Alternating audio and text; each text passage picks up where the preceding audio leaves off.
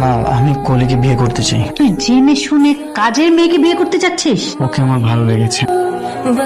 এতদিনে তো সুবুদ্ধি হয়েছে। আর ওই মেয়েটাকে তো আমার নিজেরও পছন্দ। তোদের বিয়ের ব্যবস্থা করছি।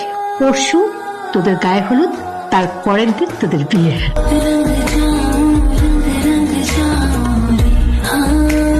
আমাকে তো অনেক সুন্দর লাগছে। সবার আগে তাহলে আমি হলুদটা দিয়ে দিই। আমাকে হলুদ দেওয়ার পারমিশন কে দিয়েছে আপনাকে? তা অবশ্য তুমি ঠিক বলেছো। আমি কিন্তু আপনাকে হলুদ মাখিয়ে দিব। পারলে আমাকে টাচ করতে দেখাও। কাজের মেয়েটাকে তুমি বিয়ে করছো? ও কোনো কাজের মেয়ে না। যার মা বাবার কোনো পরিচয় নেই, ওর মতো এতিম একটা মেয়ে তোমার বউ হবে? তবে সবাইকে বলতো তোর নিজের পরিচয় কি। কলি, তুমি তোমার বাবার নামটা বলে দাও তো। আমার মনে হয় বাবা ছাড়াই ওর মা ওকে অবৈধভাবে জন্ম দিয়েছে।